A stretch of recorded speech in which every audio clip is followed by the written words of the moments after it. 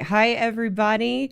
Hope you're having a great day so far. It says I'm live, so I'm going to trust that I am live. So good to be here with you guys today. Thank you for joining me. Give me just a second while I get my screen set up and make sure that you guys can hear me all right. You can see me all right. And then we are going to dive in today about why do women cheat? And we're going to look at 3 different reasons of why women cheat. So give me just a second. You guys let me know in the chat if you can see me, hear me okay. Oh my gosh, so much going on already in the chat. I pull it up and it just starts going. I just want to say thank you guys so much. Oh, good audio and video. Thank you so much, Phil. So first off, I do want to say a big thank you to my moderators, Phil, Steve, and Evo out there keeping an eye on the chat. Guys, make their job easy. Be respectful. Be constructive in the chat. Of course, healthy debate is welcome, but please be respectful of each other. Please be respectful of me. If my message isn't for you, that's okay. That's one of the things I love about YouTube. There's so many other channels and so many different perspectives on relationships and men and women. So find what works for you. But let's have a great show today. I will pull up the chat at the end of the show. Evo is keeping an eye out for questions, and he's going to send those questions to me at the end. So to help Evo out, if you have a question for me, please either do a super chat because it makes the question very vivid and bold, or put in all caps, question for Karen, before your question. And it can be easier, to put those in toward the end of the chat for Evo, since that is when I address questions. So I look forward to doing that at the end.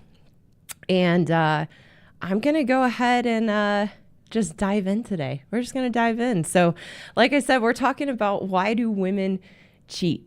A couple weeks ago, and I'm going to give 3 reasons why do women cheat. A few weeks ago,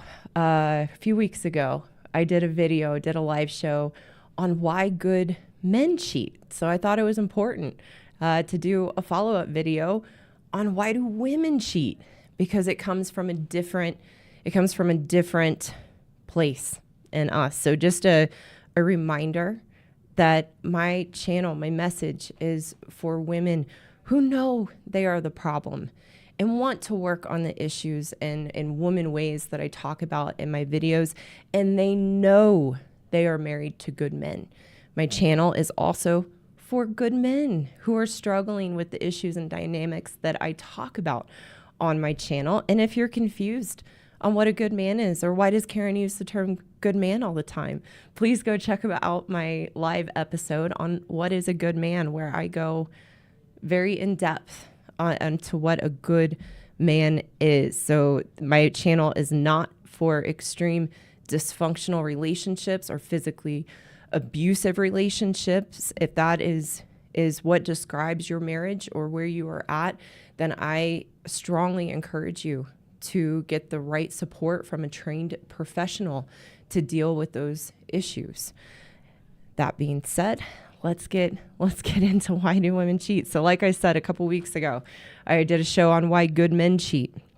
And it's really important right from the get-go. I'm going to do a tiny little synopsis of that good men cheat because as women, we push good men away to make them feel wrong and bad about themselves.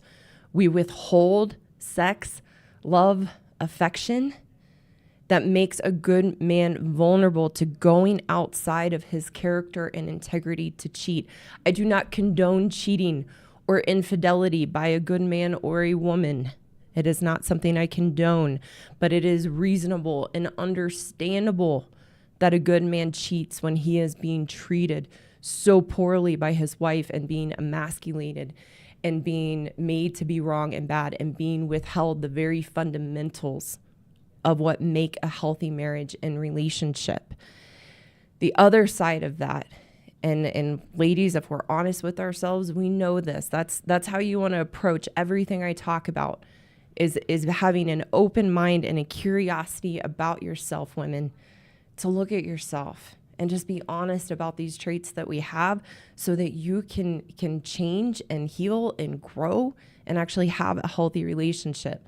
If we are honest with ourselves, we know as women that we can push a good man and intentionally push a good man away so that they might cheat, so that we have the perfect excuse to point the finger at them and blame them for why the marriage didn't work or the marriage failed, or to have a back door to leave the marriage because we don't want to be the bad guy.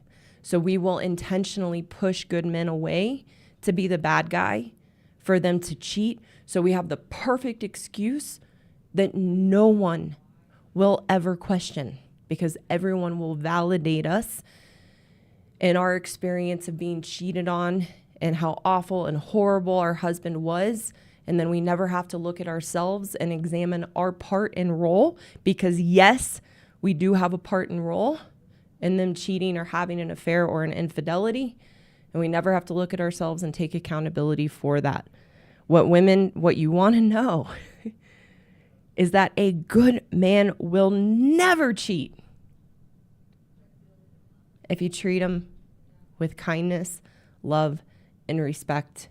He will never think of going outside the marriage, or never be vulnerable to going against his own character and integrity and infidelity or having an affair, if we are just kind, loving, and respectful. And it doesn't take much. Famous words from Dr. Laura: a little lovin', a beer, and a sandwich, and over the moon. I actually, true story, made my husband a sandwich last night, a BLT with avocado, which I think they call it BLAT. I don't know.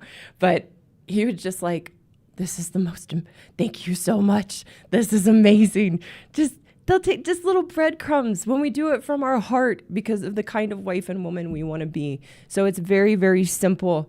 If you don't want your husband to cheat or have an affair, and you want to make sure that doesn't happen, just be kind. Give a little loving and a little respect, and a good man will be faithful forever. So, whereas women, so a good man will never cheat if we are kind and loving toward them, whereas as women, a good man can treat us amazingly with all the love, care, and respect of everything we thought we ever wanted, and we will still cheat. And I know this. I want to make it clear up front, I have never cheated on my husband. I have not had an affair in my marriage. In a previous relationship in my 20s, I did cheat, and I'm going to share from that experience in myself. But what we want to know as women is that we will still cheat. And I also know that we will still cheat because of the number of women I've talked to over the 10 years that I've been doing and teaching and working with women and men, that when I talk with women who are considering having an affair, in the midst of having an affair, they will talk about how wonderful they know their partner or husband is. Generally speaking, I'll say 99% of the women I have worked with or talked to who are having an affair or considering an affair will talk about how amazing and wonderful their husband is, but they just feel that something missing, and they feel they found another man that can give that to them, and they feel justified and entitled to it, even though they know they have a wonderful man by their side. That is 99% of my experience of talking to thousands of women over the last decade, working with hundreds of women over the last decade, that we know who we're married to, and we're married to a good man, yet we still feel entitled and justified to cheat or have an affair. So ladies, the purpose of looking at this today is to not make us bad and wrong as women. I'm not here to bash women. I'm here to empower women because of the wonderful gifts I have found in myself and who I am as a person and a woman. that for the women who want to change, who want to be woken up from the unhealthy, toxic behaviors we know we have, I'm here for you to help you take the same path and journey that I did, to discover parts of you and the wonderfulness and the beauty of who you are that we cannot access if we are not seen and given the truth of our women ways. So I'm a person of hope. I'm an optimistic, positive person, and one of my core values is hope and faith. And so I believe that there are many, many women out there who want to be woken up, who want to change. And I know that because 75% of the students I have in my courses are women. So this is to empower you, ladies. It's not to make you bad or wrong. It's to help you look at yourself and understand yourself so that you can change. So for the women who are thinking of having an affair, who are in the midst of an affair, or the midst of an emotional affair that's moving toward a physical affair, this is a wake-up moment for you to understand yourself and what's really going on, because it is the why, the truth of the why, that sets us free and moves us forward. So that's what this video is about, and why this is for you. And it's also for the good men out there whose wife has had an affair, who is having an affair, who is cheating. So you can also understand the why and find healing in yourself and move forward. So as always, stay with me, because at the end, I'm going to talk about the solution and the perspective to overcome this challenge. It's a very common marital challenge. It's one of the most heartbreaking for both men and women to go through, no doubt, but it's a very, very common marital issue that there is a way forward from and a solution. So stay with me till the end, because that's where we are going. And let's get into the 3 reasons why women cheat. Okay. So the first reason, and we're going to look at, I saw somebody had a question of, they just are entitled. It's not maybe not the emptiness, but we want to look at, where does the entitlement come from? What's going on psychologically in us as women that sense of entitlement to cheat or have an affair is there. And that's, we're going to dig into that. So 3 reasons why women cheat. The first reason is limerence. The first reason why women cheat is limerence. We have an intense obsession. Limerence is an intense obsession for another person. And in this case, for us as women, it is an intense obsession. We experience limerence as women because we have an intense obsession with a bad boy. The only type of man that can give us those obsessed feelings of love and desire and passion is a bad boy. And when I talk about bad boy, this is really important. The opposite of a good man is not a bad boy. Or I'm sorry, that's the opposite of a good man is not a bad man. My apology. I misspoke there. It's not a bad man. The opposite of a good man is a bad boy. And a bad boy is someone who is not wired naturally to be monogamous and faithful to a woman and does not treat women well. And bad boy has the capacity to make women feel this intense feeling of passion and love that a good man doesn't have the capacity to make a woman feel. And those intense feelings of passion and love that as women we get from a bad boy are not real. It is a fantasy. And I want to get a little more into that. So the reason as women that we are so susceptible to limerence, which only happens with a bad boy, is because of our entitled feeling and our entitlement to have someone love us within the illusion that we have about the fantasy of love. As women, we have lived our whole lives thinking that we are supposed to have a deep, passionate love that is on fire, and that fire never gets extinguished. Ladies, it is a fantasy. It does not exist. And if you want to know more of that, I have another live episode about the fantasy of love. You should go check that out. But that fantasy we have about what love is supposed to be, we only ever get from a bad boy. A good man is not capable of giving that to us. And we feel entitled to go outside of our marriage. We feel entitled to go outside our marriage and fill that illusion of what we expected our husband to be able to provide to us to make us feel that they can't. One, because it's not real. It doesn't exist. And it can only come from a bad boy. And for most of us as women, when we decided to settle down, when we decided to get married, we chose a good man. And a good man is reliable. He is predictable. He's steady Eddie. And as women, because of where I'm going to go next, the emptiness inside of us and how bored we are with ourselves, we find it boring and unstimulating that our husbands as good men are so reliable, predictable, and steady. So the right bad boy comes along. I mean, we work with a bad boy. We meet a bad boy at the gym. I would say those probably two of the most common ways, or you guys help me out in the chat. How else as women, married women, find the bad boys? Maybe social media. That I would imagine that's common as well. But we find the right bad boy comes along, and we become obsessed with them. And we'll set off an atomic bomb in our lives and our marriage and our family, because we are under the spell of limerence with a bad boy, and it's like a drug. Bad boys are like a drug. We know they're not good for us.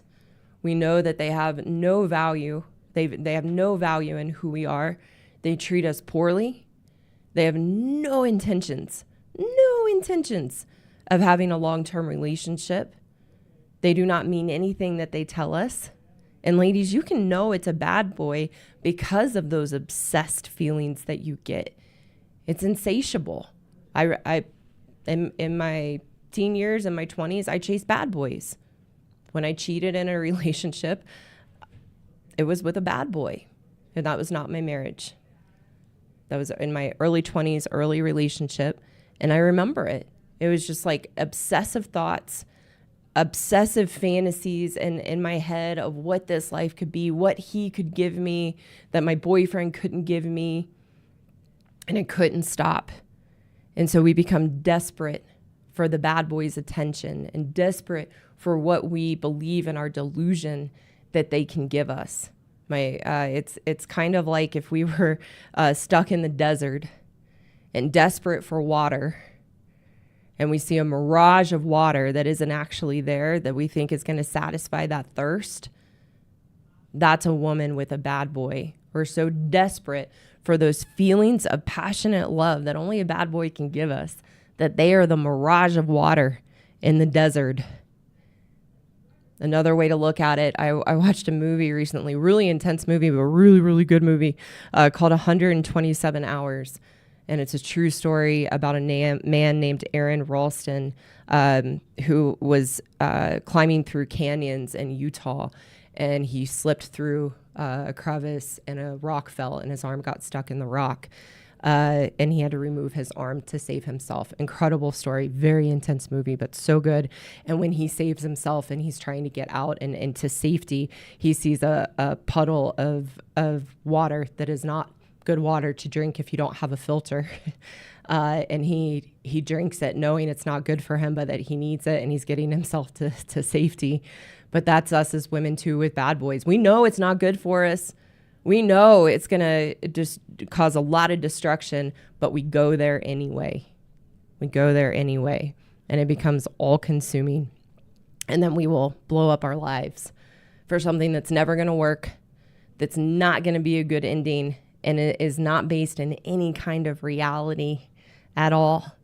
And so we feel entitled to that, though, because we live in a total delusion that that's actual love, and it is not. So for those wondering, if a good man experiences limerence with a woman in the woman ways that I talk about, what I teach is that a good man doesn't experience, because you would wonder, why would a good man still love and adore his wife so much when she emasculates him and treats him in the ways that I talk about in my videos? Why would he still love and adore her? That must be limerence. But from what I teach and in my experience in working with good men and what my mentor as a good man has taught me, good men don't experience limerence with their wife. That's not why they still love and adore her. It's an extreme neediness that comes and occurs from the withholding from his wife, that she withholds so much and has the capacity in her withholding in narcissistic ways. I'm not talking about the psychological diagnosis of narcissism. I'm just talking about humanness and our narcissistic tendencies. And as women, we have narcissistic tendencies, that in those narcissistic tendencies, we can make our husbands or a man feel that we love them and wrap them in and rope them in. And one of the main ways we do that as women and wives is through the withholding. And that's why a good man can be withheld from for years and years and years and still absolutely love and adore his wife, is because that withholding creates that neediness and love, which is a different experience than the limerence we have as women with bad boys. So why does the obsession of limerence occur? This goes into the second reason of why women cheat. The obsession of limerence with a bad boy occurs with us as women because we have a huge emptiness in us that we are trying to fill. And we do feel entitled to fill that emptiness. So again, number 2, the second reason of why women cheat and why also the obsession of limerence occurs, we have a huge emptiness in us that we are trying to fill and we feel entitled to fill.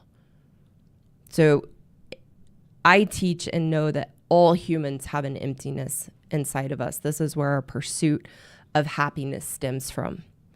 But as women, our emptiness is an abyss. It is so vast and so deep because of how we feel badly about ourselves. I'm going to get more into this, that we chase things in life in our pursuit of happiness to try to fill that emptiness.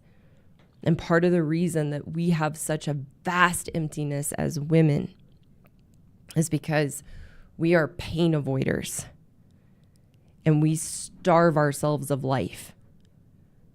So we will do anything to avoid the emotional pain of life, and we'll keep ourselves very small and hiding in life to avoid that pain. And we also do not make ourselves a priority to do the things to care for ourselves, to make sure that we have a full cup and have plenty to give ourselves and plenty to give in our life and in our different relationships and those that we care about. And it feeds the abyss and the emptiness inside of us, that there is something so deeply missing in ourselves that we are desperate to fill that emptiness, which then feeds our entitlement to fill that emptiness. Ladies, what I want you to know and recognize that deeply missing something in you, and I know we all have that as women, all the women I've talked to relate to it. Just no matter what box I check off in life, I still feel like there's something missing. The something missing is you. The something missing is you. We have never learned to connect with ourselves. We have never learned to build a healthy relationship with ourselves and feel good about who we are. And that's what's actually missing. So there's nothing that you're going to go after in life externally of you that is going to fill that emptiness.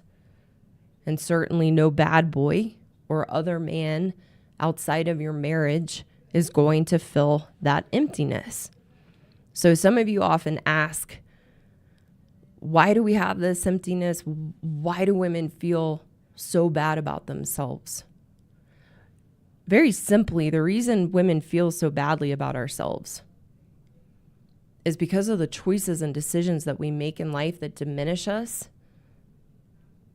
we have no integrity or character. So we make many, many choices outside of our integrity, outside of character, that diminish our sense of self-value and feeling good about who we are.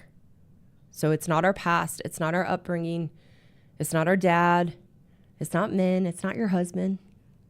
It's the choices and decisions that we make that cause us to feel really bad about ourselves.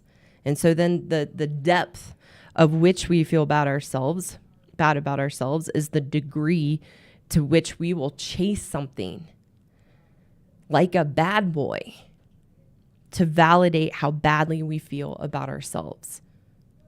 The vast majority of women who will cheat or have an affair is because of how badly they feel about themselves.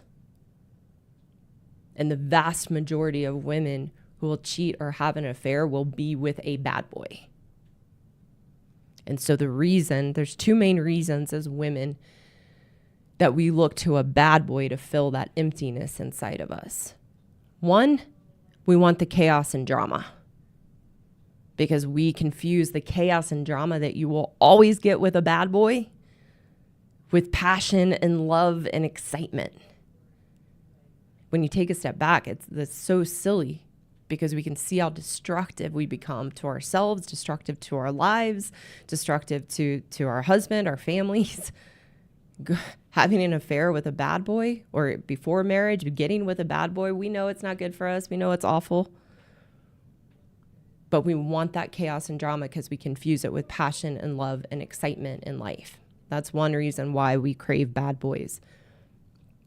The second reason is to validate how badly we feel about ourselves. And we want a bad boy who's going to treat us so poorly to reinforce that we are a POS and scum of the earth and feel deserving of that. I can't tell you how many women I've talked to who don't feel deserving of the good man that they have, and then create that as a justification and entitlement to go outside the marriage, have an affair, and be with a bad boy who treats them terribly. But those are the two main reasons why. So we want them to treat us badly to validate how badly we feel about ourselves. And we want the chaos and drama because we think that's the excitement. And the worse we feel about ourselves as women, the deeper the emptiness and the more desperation we have to search for something to fill that emptiness. The women who are going to have an affair or cheat are the women who feel the worst about themselves and hate themselves and do not like themselves, which again stems from the choices and decisions they make in their life to devalue themselves and diminish themselves. Number 3. This leads to number 3. Why do women cheat? Why do married women have affairs? Number 3, we never feel a sense of responsibility to the commitment we made when we got married. I've talked about this before. As women, we have no sense of commitment, no sense of the vows that we are taking and that they actually mean something. We don't stop to think about the decision we are making and getting married and what that's going to ask of us. So we have no sense of commitment, and we never feel a sense of integrity or character to follow through with our vows. So we become incredibly self-centered, that we cannot consider anyone else. We can't consider our children, can't consider our husband. So we will have an affair because we feel entitled to give us what we think will make us happy and fill those feelings of emptiness. And we only think of, in that self-centeredness, we only think of what we need, and that our needs are the only thing that matter. We lack the capacity in making a decision to cheat or have an affair of how that's going to impact our husband or how that's going to impact our kids or impact the family. Because again, of that entitlement and self-centeredness and no sense of responsibility to the commitment that we made. And we begin to build a case for our justification of why we're going to cheat and why we need to do that, and look for the reasons why our husband isn't measuring up, isn't doing the things to make us happy, that the marriage isn't fulfilling us. When I have talked to women over the years who are having an affair, who want to have an affair, even though they know what they're doing is wrong, they are like desperate in seeking some sort of justification that it's okay. And I don't give that to them. I try to kind of hammer it in of like, what are you doing? How is this making you feel about yourself? And where's your integrity? And I always work with women in a kind, loving, non-judgmental way, because the outcome, the ideal outcome is change and healing and waking up from the delusion that we live in. But women, when I talk to them, they're having affairs, it's like everything I say will go over their head because they are in that extreme self-centeredness and feel completely justified and have no sense of the commitment that they made. And they're looking for someone to validate them and justify why they're going to have an affair. So those are the three ways, or the three reasons why women cheat. Number one, limerence. That women, we have this fantasy of what love is supposed to be. And we want passion and desire and an on-fire love. And the only type of man that can give that to us is a bad boy. So the right bad boy comes along and we become obsessed with them and desperate for their love and attention, which is limerence. And then we get caught up in it like a drug and can't stop. The second reason a woman will cheat or have an affair is that we have a huge emptiness inside of us that we are trying to fill and feel entitled to fill. That's where our pursuit of happiness comes. And number three, we never feel a sense of responsibility to the commitment we made and the vows we took when we got married. So we are in an extreme self-centeredness and selfishness that we feel entitled and justified to an affair. So now I'd like to move a little bit into the solution. The solution. So ladies, this first part's for the ladies, then I'm going to talk to the men for those that are struggling and have been hurt by their wife having an affair, or that is currently going on, or you're worried about it. And before I get into that solution, excuse me, I'll take a sip of water. So ladies, I'm talking to you first. This is a wake-up call. If you are thinking of having an affair, you are cheating, you are having an affair, you need to stop and consider and look at what you are doing. You are most likely involved with a bad boy who does not treat you well, but you are infatuated with and desperate for because he makes you feel the fantasy of love. It's time to grow up and to know that that experience and what you are feeling is not real. It is a fantasy. It has no basis in reality. You are living in the most far-reached, out there romantic comedy you could think of. It is not real, and it is not going to have a good ending. You are going to blow up and destroy your husband and your family and your kids for something that does not exist, is not based in reality, and is ultimately going to destroy you in the process as well.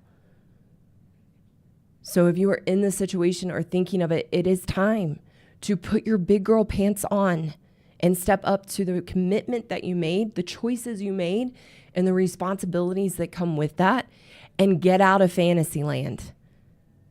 That it is time to grow up and put down the fantasy of love.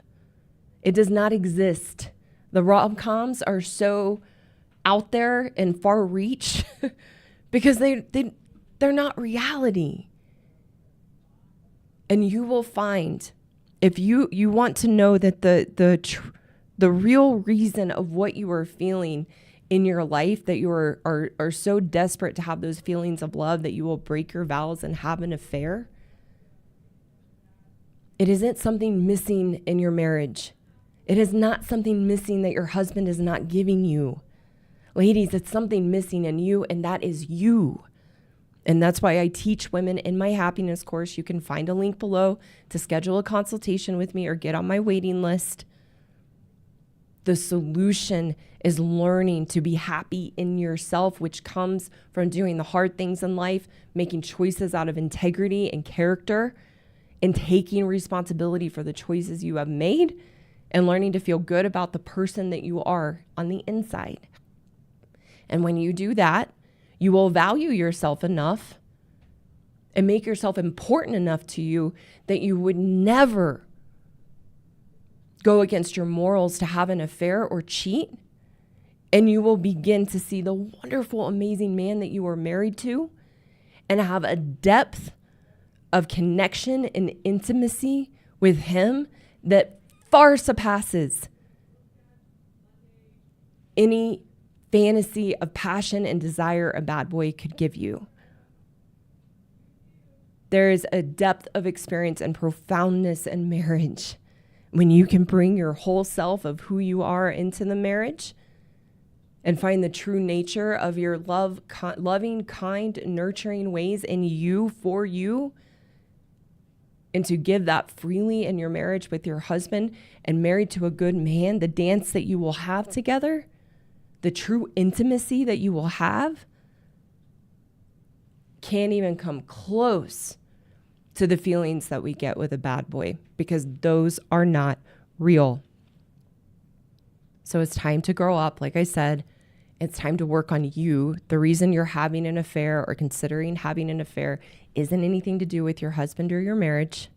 It is all about you and how you feel poorly about yourself.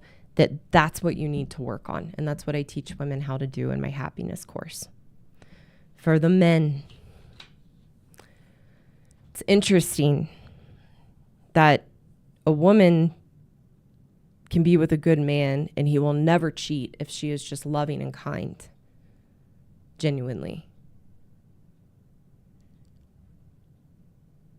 And that unfortunately, there is nothing a good man can do or change or stop doing that can prevent your wife from having an affair.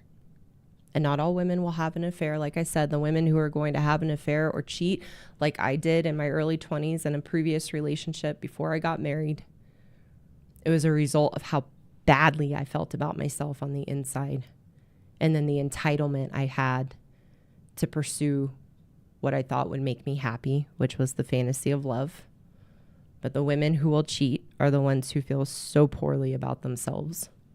So not all women are going to cheat or have an affair on their husbands, but for those of men who are experiencing that or scared you might be experiencing that or it's going to happen, you need to know you've done nothing wrong and that there's nothing you can do to stop your wife from doing what she is going to do. That she feels entitled to it and she's going to do what she wants to do. And I know this is hard to hear, and I'm not at all making excuses for women. I don't condone cheating for women or for men, but good men need to know, because you get wrapped up into the brainwashing that she's made you feel it's somehow your fault and something you have done, that you need to know it's nothing you have done and that it is not personal to who you are as a good man and the person that you are.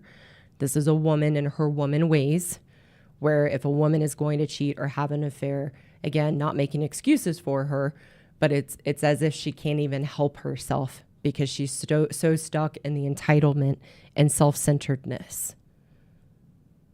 So if you're looking for how to move forward, if this is happening in your marriage, the most important thing that you do is work on yourself to build your strength and confidence back up as a good man, which is what I teach men in my men's course. Again, you can schedule a consultation below so that you can have clarity on how you want to move forward and what aligns with what is important to you and your values, so that you can make a decision to either stay or go and take responsibility for that choice. And if you are choosing to stay, you need to rebuild yourself and rebuild your strength and confidence. And then it's what good men do so naturally, is practicing forgiveness and looking at how can we move forward, how can we become stronger, how can we rebuild, and hopefully being able to work together to do that. I've talked with plenty of men, have known good men in my life who stay after an affair or affairs because they stay for the children's sake. They stay for what's important to them and their faith or their religion. And it's just part of their values. And then there's also good men who, once a woman has an affair, that's not a relationship they want to continue, and that is valid and reasonable. So I'm not telling any good man that he should stay with a woman once this happens, but the truth is, for many good men, they want to find a way to move forward and make it work, and often for the kids' sake if they have a family. So those are the solutions for men and for women. And that's the show today. It was a little shorter. So I'm excited to get into some questions. Thank you so much for being here with me today. Thank you for your support of the channel. We're almost at 80,000 subscribers. Whoa. I still feel very humbled and can barely believe that the channel has grown so quickly since I began posting in like the end of July, early August. So thank you guys so much for the support and getting the message out. So if you know someone, man or woman, that could benefit from my content and what I have to share and teach, please share the channel. Please like this video if you haven't already. Consider subscribing if you are not subscribed. And we're gonna keep going. I'm not going anywhere, and I'm excited for how the channel will build. It's busy right now. It's really busy right now with students and people reaching out. So some of the things that I'm looking to do are taking a little bit longer, but I am moving forward with a call-in show, which I am so excited about. So keep posted for that. I'll make announcements as I get closer to that and putting that together. But I'm very, very excited to do a call-in show. So that is coming. And then I'm going to start putting my videos and live shows into podcast form on Spotify. So that's coming. And that video with my husband is coming. I think that's going to be in the next couple of weeks. So we're working on penning a date down and doing that. That's going to be a recorded video. My husband said, yeah, I'm excited to do a video, but not live. I said, I understand. So that'll be coming too. Thank you guys for your patience. Just trying to find a good balance between the channel and the videos and content, and also supporting my students in our courses and programs. So, all right. Chat time. Let's see. And thank you again to my moderators for keeping a good eye out today. I am, when I pull that chat up, it's so funny. It's just like goes. But I'm going to look for the questions here. So give me just a moment. We are having a gorgeous day here in Denver. We are having a interestingly early spring for Colorado. Usually, like we don't see blooms on trees or trees turning green until like the end of April, early May. And they're starting to bloom, which I love because that's one of my favorite times of year. But yeah, it's like 66 today and sunny. I think my husband and I are going to go for a bike ride, so I'm looking forward to that. All right, so I've got questions and some comments here. So thanks, Ken. Karen has a PhD in advanced how to navigate a pathway to a successful marriage. Thank you so much. What a kind thing to say. Luke, nice to have you here. I want to give a special thanks to Luke Nielsen. He's been really supportive. I just get so touched by you guys. I feel like I've got an army in the comments on my videos, reinforcing my message, dealing with haters. And so Luke is one of those people. And Luke, I really appreciate your engagement on the channel. And also, I don't know if he's here today or not, and I don't know his first name, but his YouTube handle name is Salty Combat Diver. And I'd love to know your story of how that's your channel name. But you guys have just been doing an extraordinary job, and there's a lot of you out there, but they've been very active this week in taking a stand against the haters. There's been a hornet's nest of haters this week. I got some therapists after me, some women after me, so I appreciate you guys out there. But Luke says that is exactly true. My ex talked about this bucket that was always empty despite me trying to fill it, and Mr. Bad Boy was romancing her behind the scenes. Thanks for sharing, Luke, and I'm so sorry you had that experience. But yeah, now you can know there was nothing you could ever do to fill that bucket. Nothing. The only person that can fill that bucket, ladies, is us. And for the men, the only person that can fill your wife's bucket is her. And that's exactly what I teach women to do. Vincent, lately I have heard countless stories from men whose wives cheated on them and then blamed them for why they cheated. This is just crazy. You make a decision and then blame someone else. Very true. And thank you so much for making that comment. Yep. That's exactly what we do as women. JJ, Kevin O'Gorman, my ex-wife was a hairstylist. She would tell me half her clients were cheating. I have heard so many stories over the years. Thank you for your comment. Yeah, I was talking with my mentor yesterday as we were preparing for this video, and we were going to look at statistics of like how many women cheat. And I told him, I said, I wouldn't believe any statistic out there because as women, we are very, very secretive and are not forthcoming about our infidelities. So I think the statistic of how many women cheat or have affairs is much higher, much, much, much higher than any statistic shows. So let's see what else here. Karen, I just found out, thanks Jared for the question. Karen, I just found out about attachment behaviors, more importantly, dismissive avoidance. Do you know much about this, and would you be willing to do a video on it? So that's not part of my perspective. I know there's a lot out there on different attachment theories and things like that. So that's not something that I speak to. I could speak to my perspective and simplifying it. I think those labels make everything in our humanness and human behavior much more complicated than it needs to be. But that's something I could look into, kind of tease apart the attachment theory and share my perspective in a different angle. So another question, can the self-centeredness be a part of obligatory phase of personal development, like phases we do as teenagers that aren't done yet?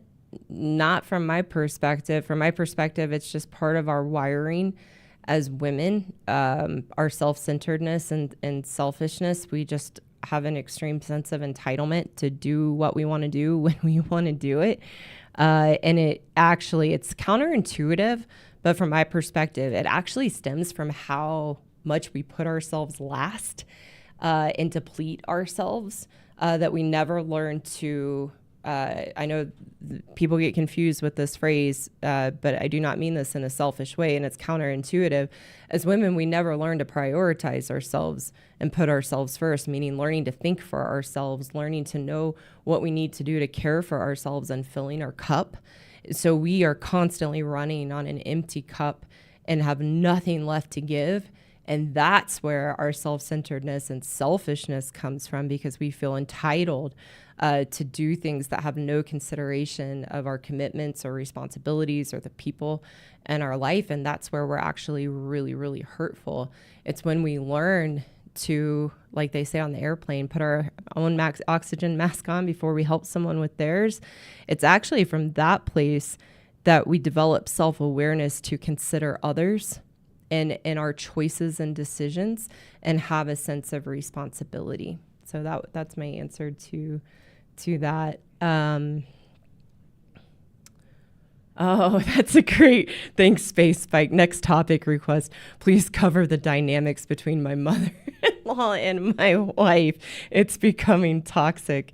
It's driving, oh, bless you, it's driving a wedge between us. It's as though the mother-in-law wants to ruin her daughter's life. Oh, yep. I can do a video on that. Absolutely. Thank you for the request.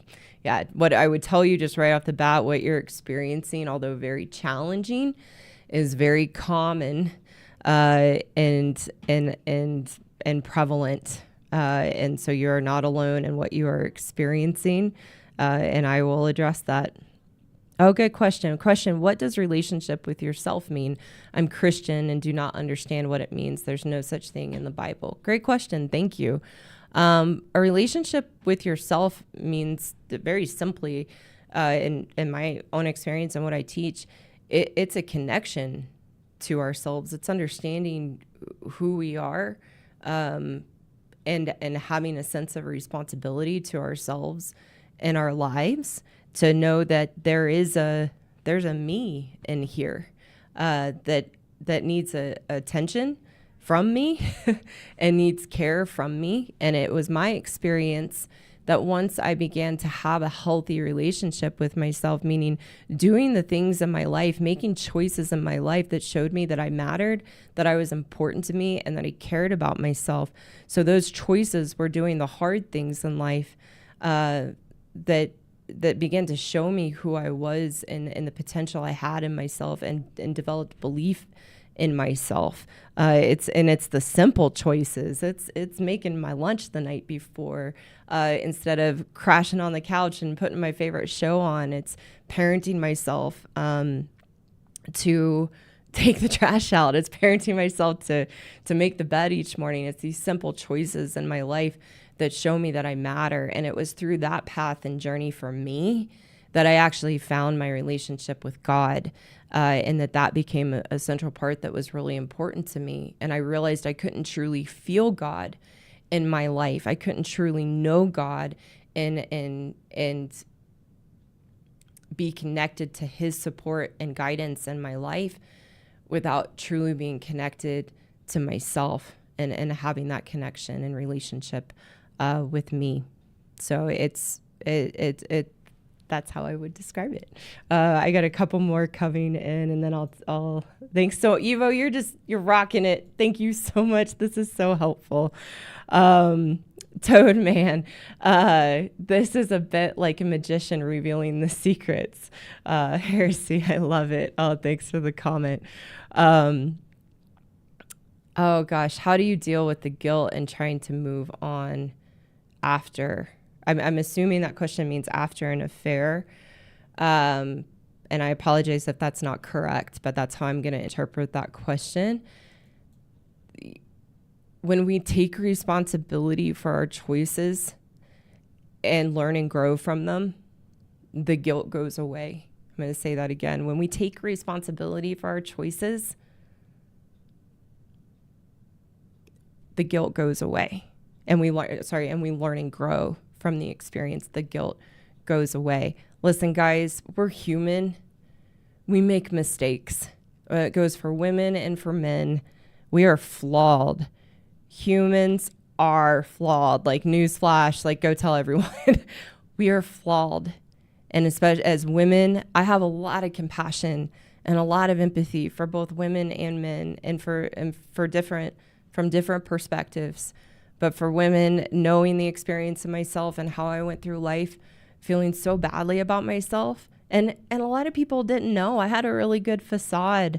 I wasn't like I was like, walking around moping all the time or just like being totally miserable. But on the inside, I was so lost. And we as women, we make ourselves so complicated and confusing and just big old messes. We just make ourselves big old messes. And I tried all the things to try to get out of it, like therapy and the books and all the things I've shared with you guys. And it just got worse. And it wasn't until I learned to accept myself as a human. As women, we're big time perfectionists. And the last thing that we want to feel or admit is that we are wrong. And so it took me some practice and time to begin just to accept who I am and who God made me to be and how I look and how I sound and accept the flaws that I had and the poor toxic behaviors that I had with myself and my husband and my family and the people in my life and men before my husband. I had to learn to have grace for myself, which is another core value that I have of mine. And accept myself and learn and grow from my mistakes. So I don't beat myself up for who I used to be in my marriage. I don't beat other women up. I don't judge other women. I understand because I understand the why and where it actually comes from than some of the other information out there that is just wrong, not correct. And when truly, I've made some really bad mistakes in my life. Of course, you guys have heard about a lot of them in my marriage, and I've made some other really poor choices that were not reflective of the person I really am. And when I began to understand where those choices came from in myself and began to take responsibility, yeah, that was me, and learn and grow from it, I don't have guilt anymore. And then I can actually experience true like remorse, but also accept myself and move forward and know I'm a good person. So I hope that's helpful. I'm going to take a couple more, guys. I can tell my voice is starting to go. Luke Nielsen, that is an amazing summary right there. Thank you. I'm not sure to what right off the bat, but thank you for that comment. And I'm just going to see if there's anything. I have one more question I'm going to answer. What do I do if my wife will talk to everyone? What do I do if my wife will talk to everyone about our marriage except you? Yeah, so I'm guessing your wife is not open to meeting with me, talking with me, what I have to say. That's part of knowing the reality of your wife and that there is nothing you can do to change her. She's going to be who she is. So your job moving forward is to be in the reality of that and accept she's not willing to look at herself in this way. And then make choices for yourself based on your values and what's important to you. There's nothing, guys, please know, if you send your wife to me and she feels obligated to talk with me, but she has no interest in it, I can't help her. I can only help women who hear themselves and what I talk about, want to change. That's the only woman that I can help. If a woman doesn't want to see these things, if her husband, wanted her to talk with me and really push for it or scheduled the appointment for her, I can't help her. She's not a good fit for my course. So if that's your case, it's just accepting, okay, my wife's not willing to look at this. She's not willing to change. And either focusing on the good things and working on yourself to build yourself up and become strong and confident in yourself, and choosing to accept and look at the good things about your wife and the things you do love about her and that are good about the marriage, and doing the best you can in the marriage from that place, or making a choice that that's not the relationship that you want to continue. So there's nothing you can do to change your wife. Just like I tell ladies, there's nothing you can do to change your husband. We only have control to change ourselves. And it's actually through being able to change ourselves that we can see changes in our life and in our different relationships. So that's what I would have to say to that. And bless you. I know it's really hard when your wife won't or isn't easy to change. Yeah, great. So thank you guys so much. Oh, hi, Salty Combat Diver. I just saw a comment come in. We know you love women and men, Karen. That makes the difficult message easier to hear. Thank you so much. Karen, thank you, Ben. Karen, you're providing the content to give good men a chance to see the truth. Yep. I was second guessing myself. Love my wife so much, and I miss my son. Oh, bless you. I think you just missed his birthday. Yeah, that bless you. That's a really hard place to be. And part of it is seeing the truth and accepting that, and then picking yourself back up to rebuild yourself. I'm not saying that that's easy or okay, that you're not able to see your son, but it's really, if you can work, men, it's important you hear this. If your wife or ex-wife is keeping your kids from you, and yes, the laws are incredibly biased and heinous toward men in our country, and I know Canada as well, in divorce, the best thing that you can do is work to rebuild yourself and your life and create a fulfilling, meaningful life for yourself. Someday, your kids will see the truth of their mom and see the truth of their dad and what you've made of yourself and your life, and that you didn't let their mom destroy you. And I know that that's easier said than done, but that is what I help good men do. So I would consider my course if that's something you're interested in, or find a path that works for you and speaks to you to build yourself and your life back up. Your kids will know someday. I promise. So, all right, guys, I think that's a good wrap and good place to end today. Thank you so much for your support and being here. I appreciate you very, very, very much, and love doing these lives. They fill my cup, and just appreciate it. And I do see a super chat. Thank you guys so much. That's really kind. The addiction you are talking about, also called happy hormone for women. Oh, interesting. I'll have to look into that. Thank you so much for your comment, and for your generosity and contributing to the channel. For those who, if I didn't see a super chat that came through, thank you so much for your contributions and support. I'm always very touched by that. It's not something I expect or look for in my channel. So thank you guys so much. All right, I'm going to go enjoy this beautiful day and weekend. I hope you guys too. And I will see you very, very soon. Bye.